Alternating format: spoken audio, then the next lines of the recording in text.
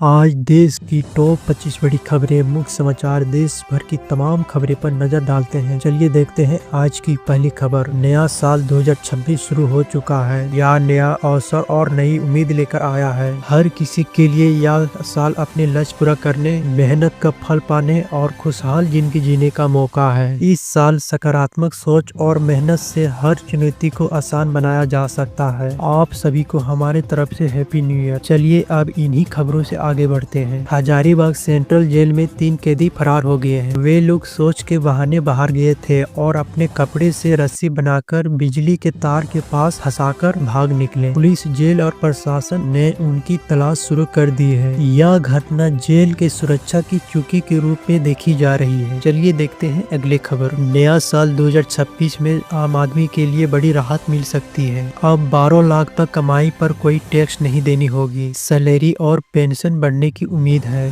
Tax नियम में आसान होगा। रेंट, टीडीएस और गैस जैसी खर्चों पर भी राहत मिलेगी, जिससे आपकी जेब पर बोझ कम होगा। चलिए अगले खबर बताते हैं। 2025 में एआई ने हैरान कर देने वाली काम किए हैं। किसी ने एआई से अपने दिवंगत पिता की आवाज में बात की है, तो किन्हीं ने सपनों जैसी वीडियो बनाया है। वर्चुअल में एक्ट्रेस लाखों कमाया है। पढ़ाई और इलाज में एआई से काम बहुत मददगार मिला और दुनिया में तेजी से बदलती देखी। चलिए अगले खबर बताते हैं। विदेश मंत्री ए जयशंकर बांग्लादेश में खालिद जिया के अंतिम संस्कार में शामिल हुए। वहां उन्होंने पाकिस्तानी सांसद स्पीकर से औपचारिक रूप से हाथ मिलाया। इसीलिए चर्चा में है कि हाल ही में तनाव के बाद ऐसा दृष्टि कम दिखे थे। इससे समान कूटनीति शिष्टाचार माना जा रहा है।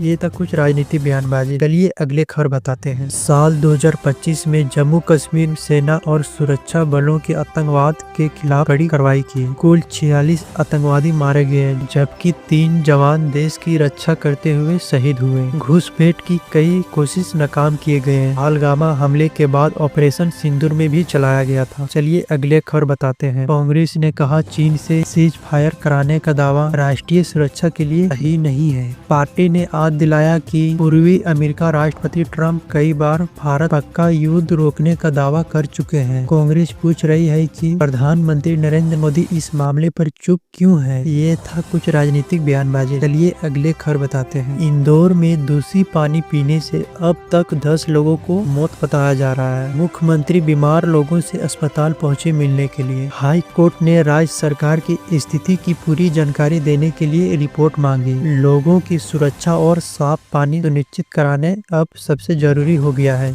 चलिए अगले खबर बताते हैं। इंडिया एयरलाइन पर 458 करोड़ रुपए से ज्यादा जीएसटी जुर्माना लगाया गया है। यह जुर्माना 2018-19 से 2022-23 के टैक्स रिव्यू से जुड़ा है। एयरलाइन ने कहा कि वह इस फैसले को अदालत में चुनौती देगी। अब इस मामले की अगली सुनवाई अदालत में होगी। चलिए अगले खबर बताते हैं। कलकत्ता की क्रिकेट पिच में आईसीसी ने संतोषजनक रेटिंग दी। भारत और साउथ अफ्रीका के बीच टेस्ट मैच सिर्फ 3 दिन में ही खत्म हो गए। इस मैच में कोई भी खिलाड़ी अपनी पारी में 200 रन नहीं बना पाया। पिच और गेंदबाज की वजह से मैच जल्दी समाप्त हो गए। चलिए अगले खबर बताते हैं। सोना और चांदी का दाम लगातार दूसरे दिन गिर गए हैं। सोना करीब 1404 रुपए सस्ता होकर अब 1,33,000 प्रति 10 ग्राम हो गए हैं और चांदी 1919 रुपए सस्ता होकर 2,30,000 प्रति किलो पर आ गई है। निवेश करने वाले और आम लोगों के बदलाव में देखी जा रही है। चलिए अगले खबर बताते हैं। सलमान खान के एक फैन ने देश अभिनव कश्यप के खिलाफ थाने में शिकायत दर्ज की। फैन को कश्यप के सलमान खान के बारे में बयान से